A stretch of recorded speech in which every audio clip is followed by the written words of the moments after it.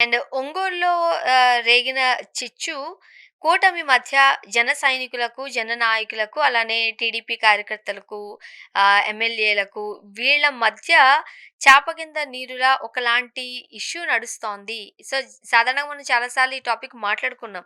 And MLA Damaracherla గారు, మరో పక్క బాలినేని గారు. వీళ్ళిద్దరి మధ్య జరిగిన మాటల యుద్ధం చూస్తే, అంటే వాళ్ళ అనుచరులను టార్గెట్ చేస్తున్నారు అంటూ ఆరోపణలొస్తున్నాయి. వీళ్ళు పైకి చెప్పుకోవడానికి కలిసే ఉంటాం అని అంటున్నారు కానీ, ఆ పరిస్థితి కనిపిస్తోందా? అంటే మనం అర్థం చేసుకోవాల్సింది ఎట్ట సాధ్యం అవుతుంది? బాలినేని శ్రీనివాసరెడ్డి గారు ఒంగోలు అసెంబ్లీ సెగ్మెంట్‌లో ఒక లీడర్. హ్మ్. ఒక లీడర్ అంటే చిన్న లీడర్ కాదు. మాజీ మంత్రి. మాజీ మంత్రి. దామచర్ల ఆంజనేయులు గారు అక్కడ ఒక రాజకీయ పార్టీకి సంబంధించినటువంటి మెంబర్ ఆఫ్ లెజిస్లేటివ్ అసెంబ్లీ. ఈ 2 కత్తులు ఒక వరలో ఎట్ట ఈడతాయి? సాధ్యం కాదు. అదే మౌలికమైన సమస్య. ఇది చెప్పారు. ఈరోజు అది జరిగింది, రేపు ఇది జరిగింది ఇవన్నీ సాకులు మాత్రమే గొడవ పడడానికి. బాలినేని శ్రీనివాసరెడ్డి గారు ఒక బలమైన నాయకుడు. ఆయన ఒక ఇద్దరు అధికార కూటమిలో భాగస్వాములు అయిపోతున్నారు. నిజానికి వాళ్ళు రాజకీయ ప్రత్యర్థులే. చాలా ఏళ్ల నుంచి వాళ్ళు రాజకీయ ప్రత్యర్థులు. కారణం సమఉజ్జీలు. సో, ఖచ్చితంగా ఒకరినొకరు ఒప్పుకోరు. వాళ్ళిప్పుడు వైసీపీలో ఆయనున్నాడు. వైసీపీలో బాలినేని గారుండి ఆయన తెలుగుదేశంలో పెద్ద గొడవ జరుగుండదు. ఆయన రాజకీయం ఆయన చేసుంటాడు. ఈయన రాజకీయం ఈయన చేసుంటాడు. ఇప్పుడు అందరూ అధికార పార్టీ అయిపోయినారు. ఒకే పార్టీ కాకపోయినా జనసేన కూడా అధికార పార్టీలో భాగం కదా! అది సమస్య. కాబట్టి అధికారంలో ఉన్నప్పుడు ముగ్గురు ఎంజాయ్ చేయాలి కదా! అని చర్చొస్తుంది. ఆయన ఒప్పుకోడు దానికి. ఒప్పుకోమని కోరలేం. జనసేన అన్నంత మాత్రాన మా రాజకీయ సుదీర్ఘ ప్రత్యర్థి ఈరోజు ఉన్నారు. రేపు మళ్ళీ మాకు ప్రత్యర్థి నా ప్రాబ్లమ్ గదా! అనే భావన దామచర్ల గారిది ఉంటుంది. కాబట్టి ఇది రాజకీయ పరమైంది. బేసిక్‌గా ఒక 2 కత్తులు ఒక ఒరలో ఇమడవు అనే సూత్రమే వర్తిస్తుంది తప్ప ఇంకోటి కాదు. కాబట్టి ఇది సహజం. ఇంకా కొనసాగుతుంది. ఎవరో ఒకరు రాజీ పడ్డమో, లేదా ఎవరో ఒకరు ఎళ్ళిపోవడం అధికార పక్షం నుంచి. ఈ 2 తప్ప నాకు తెలిసి అది రాజీ పడేది జరిగేది కాదు. ఇద్దరు ఎస్టాబ్లిష్డ్ పర్సన్స్. ఎవరో ఒకరు సర్దుకోవడం రాజకీయంగా. వేరే పార్టీకెళ్ళిపోవడం, లేదా జనసేన పక్కకు పోవడం తప్ప ఈ సమస్యకు షార్ట్ కట్ మెథడ్‌లో ఏ పరిష్కారం ఉండదు. సార్ అంటే ప్రస్తుతానికి ఒక రకంగా చెప్పాలంటే ఎక్కడో ఒక మూల లేదు. ఇది మీడియా ముందుకొచ్చేసింది. జననాయకుల అది జన సైనికులకు, టీడీపీ కార్యకర్తలకు, నేతలకు, నాయకుల మధ్య కూడా పడట్లేదన్న విషయము మీడియా ముందుకొచ్చేసిన తర్వాత ఎన్ని రోజులని వాళ్ళు ఆహ్, ఆ పేషెన్స్‌ని చూపిస్తారనుకుంటున్నారు? ఇప్పటికే స్థానిక సంస్థల ఎన్నికలకొచ్చేసరికే చాలా మంది కోపంతో ఉన్నారట. మీరిచ్చారా? ఇచ్చారు. లేదంటే మేము ఇండిపెండెంట్‌గా పోటీ చేస్తాము అనే దగ్గరికి వాళ్ళెళ్ళిపోయినప్పుడు ఎలా కలిసుంటారు మరి వీళ్ళు? 2 సమస్యలున్నాయి.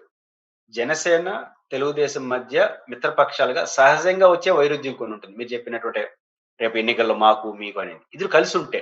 ఇది అదనపు సమస్య. ఏరే పార్టీ నుంచి వచ్చినాడు. రాజకీయ ప్రత్యర్థి. జనసేన, తెలుగుదేశం పార్టీల మధ్య సహజసిద్ధమైన మిత్రపూరిత వైరుధ్యం ఉంటుంది. మిత్రత్వమే ఉంటుంది. అవకాశం వచ్చినప్పుడు నీకు కావాలా, నాకు కావాలంటే చిన్న సైట్ ఘర్షణ వస్తుంది రాజకీయంగా. అది సర్దుకుంటారు అవసరమైనప్పుడు. 4 అడిగితే 2 ఇవ్వడం. ఏడో ఒకసారి అడ్జస్ట్ అయిపోతారు. ఇది అడ్జస్ట్ అయ్యే సమాచారం కాదు. ఈయన ప్రత్యర్థిగా వచ్చినాడు. పేరుకు మిత్రపక్షంలో భాగమే గాని ప్రత్యర్థి కాదు. రాజకీయ ప్రత్యర్థి కాదు. బాలినేని శ్రీనివాసరెడ్డి గారు, దామచర్ల గారికి. ఇక్కడ అదనపు సమస్యలొస్తాయి. రేపు పోటీకి అన్ని సమస్యలొస్తాయి. పంచాయతీలొస్తాయి. కాబట్టి రాష్ట్రంలో జనసేన, తెలుగుదేశం మధ్య వచ్చే సాధారణ సమస్యకి, ఒంగోలులో వచ్చే సమస్యకి చాలా వ్యత్యాసం ఉంటుంది. ఒంగోలులో బీభత్సంగా ఉంటుంది. అదే గొడవలవుతాయని కాదు గానీ, సంక్లిష్టత వస్తుంది. ఎక్కడో చోట చెప్పారు. ఎవరో ఒకరు సర్దుకునేంత వరకు ఈ సమస్య మనుగడలో ఉంటుంది. ఓకే. ఇక మరోపక్క డీఎస్సీలో జరిగిన అక్రమాలకి సంబంధించి బయటకొస్తున్న సందర్భం మనం చూస్తున్నాం. ముఖ్యంగా జంజీ ఉన్నారు. వాళ్ళనేమో గంజాయి బ్యాచ్ అంటారు. లేదు అనంటే ఆహ్, ఆహ్, ఏదైతే యాహ్, డీఎస్సీకి సంబంధించి మనం ఒక ఇష్యూ గురించి మాట్లాడుకున్నామో, మరోపక్క సైమల్టేనియస్‌గా జరుగుతోంది ఉద్యోగులకు సంబంధించిన పరిస్థితులు. మాకు మీరు ఎన్నికల ప్రచారంలో ఏదైతే చెప్పారో, మేనిఫెస్టోలో ఏదైతే ఇచ్చారో అవి మాత్రమే ఇవ్వండి. మేము ఎలాంటి గొంతెమ్మ కోరికలు కోరట్లేదు.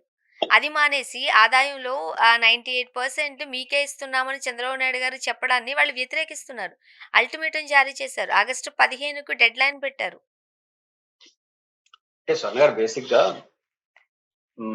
మహాభారత యుద్ధంలో పంచాయతీ జరిగినప్పుడు పాండవులు 5 ఊర్లు కోరుకుంటారు. నువ్వు దేశాన్న ప్రపంచ దే భారత దేశానంతా నువ్వే వెళ్ళు. ఒక 5 ఊర్లు మాకియ్యి చాలు అంటారు. మీలాంటోళ్ళు మాలాంటోళ్ళు అమాయకంగా 5 ఊర్లేది అడిగారు మరీ దారుణమా అన్నట్టుంటుంది. ఏది 5 ఊర్లంటే ఢిల్లీ, కలకత్తా, హైదరాబాద్, బెంగుళూరు. ఇంకేముంటుంది భారతదేశం? పోలిక కరెక్ట్ కాదు గానీ, వాళ్ళు అడిగింది చిన్న కోరికలే కావచ్చు గానీ, అన్ని ఫైనాన్స్‌తో ముడిపడిన కోరికలు. చంద్రబాబు గారు చెప్పిన పోలికని నేను యాక్సెప్ట్ చేయను గానీ, అన్ని ఫైనాన్స్‌తో ముడిపడింది. PRC finance, DA finance. అయితే ఒక న్యాయమైన ప్రశ్న ఎవడు చెప్పమన్నాడు ఎలక్షన్ టైమ్‌లో అంటాం. హ్మ్. దట్టు ఎవడు చెప్పమన్నాడు చంద్రబాబు నాయుడు ఎలక్షన్‌లో? గారు లాంటి వ్యక్తి. ఎందుకనంటే అవపోసన పట్టారు. రాష్ట్ర పరిస్థితి ఏంటి? ఖజానా పరిస్థితి అదే ఏంటో పరిస్థితి తెలుసు. తెలుసు. తెలిసి నాకు జగన్మోహన్ రెడ్డి గారు సాధ్యం కాదని చెప్పినా, "నీకు అనుభవం లేదు. నాకు అనుభవం ఉంది. నాకు చేస్తాను" అని మాట్లాడారు. పీఆర్‌సీకి సంబంధించి మాట్లాడినారు. సీపీఎస్‌కి సంబంధించి మాట్లాడినారు. డీఏలకి ఆత్మ గౌరవానికి సంబంధించి మాట్లాడారు. అంటే వాటికి సమాధానం చెప్పాలి. అంటే ఉద్యోగస్తులు జస్ట్ మీరు చెప్పిందేది ఇమ్మన్నారంటే పీఆర్‌సీ ఇవ్వాలి. పీఆర్‌సీ ఇస్తే ఓ 2,000,00,00,000, 3,000,00,00,000 పడుతుంది కదా! డబ్బులైతే లేవు గదా! ఒక అమరావతి తప్ప ఇంకెక్కడ డబ్బులుండవు ఆంధ్రప్రదేశ్‌లో. కాబట్టి ఈ ఇబ్బందులున్నాయి ఆంధ్రప్రదేశ్ రాష్ట్రం. రెండోది చంద్రబాబు నాయుడు గారు ఉద్యోగస్తులతో తలపడ్డానికి సిద్ధపడ్డాడు. అది మనం ఉద్యోగస్తులు ఇప్పుడిప్పుడు అర్థమవుతోంది వాళ్ళకి. 98% డబ్బులకు వచ్చే ఆదాయం ఉద్యోగులకే సరిపోతుంది ఎందుకన్నాడు? ఉద్యోగస్తులారా ఆలోచించి మమ్మల్ని అడగండి అని ఎవరైనా అనుకుంటే అది అమాయకత్వం. చంద్రబాబు గారు చెప్పింది ప్రజలకు చెప్పినాడు. ఉద్యోగస్తులకు గాదు. ఉద్యోగస్తులకి 98% వాళ్ళకి తెలుసు ఎంతొచ్చిందని. వాళ్ళేమి వినరు. కాబట్టి వాళ్ళని కన్విన్స్ చేయడం కోసం గాదు. సమాజానికి చెప్పాడు. మీరు కడుతున్న పనులన్నీ వాళ్ళ జీతాలకి ఇచ్చేస్తున్నాం అని. కాబట్టి సమాజానికి చెప్తే రేపేమైనా ఆందోళన చేస్తే ప్రజలేమనుకోవాలి? మేము కట్టే పనులన్నీ ఈళ్ళకి ఇచ్చేసేది కూడా మళ్ళీ పెంచాలా జీతాలు ఇంకేమిస్తారు మాకు అని ప్రజలు అనుకోవాలి. ప్రజల్లో ఐసోలేట్ చేయాలి. ఇది చంద్రబాబు గారి వ్యూహం. హ్మ్. నిజానికి 98% కాదు. రాష్ట్ర ఆదాయం 2 రూపాల్లో ఉంటుంది. ఒకటి రాష్ట్రం నేరుగా వచ్చే పన్నుల వాటా. రాష్ట్రంలో వసూలైనటువంటి జీఎస్టీ తదితర టాక్స్‌లు, ఇండైరెక్ట్ టాక్స్‌లు ఏవైతే ఉన్నాయో, అవి కేంద్రానికి పోతాయి ఫస్ట్. మన రాష్ట్ర వాటా మనకొస్తుంది. అది మన రాష్ట్ర డబ్బులే. ఇంకా రాష్ట్ర డబ్బులు కొన్ని ఢిల్లీలో కూడా ఉంటాయి కేంద్ర ప్రభుత్వానికి. కాబట్టి రాష్ట్ర డబ్బులే మనకొస్తాయి. అప్పుడు కేంద్రం, రాష్ట్రం కలిపేసిన డబ్బుల్ని చెప్పాలి. దాంట్లో 50% ఉంటుంది. చంద్రబాబు గారు ఏం చేశారంటే కేంద్రం నుంచి వచ్చే డెవాల్యుయేషన్ ఫండ్స్‌ని అంటే ఫండ్స్ అనకూడదు దాన్ని. వాటాని పక్కన పెట్టేస్తున్నాడు. యాక్చువల్‌గా మీకు, నాకు రూ. 100 ఆదాయం. నేనేం చేస్తానంటే నా ఆదాయంలో రూ. 50 ఎంత ఇస్తాను అంటే రూ. 40 అనుకో. అప్పుడు ఎంత పర్సెంటేజ్ 90% అప్పుడెంత దాదాపు 40% మొత్తంలో. రూ. 100లో మీది నాది కలిపి రూ. 100 అయినప్పుడు 40% రూ. 40 ఇస్తే. నేను మీ మీ రూ. 50 పక్కన పెట్టేస్తున్నా. హ్మ్. పక్కన పెట్టేసి నా రూ. 50లో 40% రూ. 40 అంటే ఎంత? 90%. ఇప్పుడు కేంద్రం నుంచి వచ్చే సాధారణమైన అంశాన్ని పక్కన పెట్టేసి, రాష్ట్రం నుంచి డైరెక్ట్‌గా వచ్చే దాంట్లో 90% చెప్పేస్తున్నాడు. ఇది తప్పు గదా! కాబట్టి రాష్ట్ర ఆదాయంలో 98% ఉద్యోగస్తులకి ఇస్తానన్న మాట తప్పు. అయితే ఎందుకు ఆ మాట అంటున్నాడు? అంత తెలివి తక్కువగా ఏమి అనట్లా. ఆయన ప్రజలకు చెప్తున్నాడు. ఉద్యోగస్తులకు చెప్పట్లా. ఇప్పుడు ఇది అర్థమైంది ఉద్యోగస్తులకి. ఇదేదో మనకు ఉద్యోగస్తులు రేపేదైనా మాట్లాడితే జనం తిరగబడే పరిస్థితి అస్పష్టమని ఇప్పుడు అన్ని మాట్లాడడం మొదలెడుతున్నారు. ఈ వ్యూహ ప్రతివ్యూహాలు ఇంక కొనసాగుతాయి. వాళ్ళోటంటారు, వీళ్ళోటంటారు అన్ని మాట్లాడతారు. ఉద్యోగస్తుల సమస్య ఆర్థిక సమస్యతో ముడిపడుంది. పరిస్థితి బాగలేదన్న విషయం అందరికి తెలుసు. కాబట్టి ఇది ఇంకా కొంతకాలం కొనసాగే అవకాశం ఉంది. ఎప్పటికి ముగుస్తుందో తెలీదు గానీ సమస్య అయితే ఉంటుంది. మరోపక్క రాజధాని రైతుల సమస్యలు కూడా జియో 41కి సంబంధించి ఇంకా కేటాయించలేదు. ఇంకెప్పటికి వాళ్ళు కూడా రోడ్డు మీదకొచ్చే పరిస్థితే చూస్తున్నాం. మనం రోజు దీని గురించి డిస్కస్ చేస్తూనే ఉన్నాం. బికాస్ ఆఫ్ ఆ రైతుల పరిస్థితి అట్లా కనిపిస్తోంది.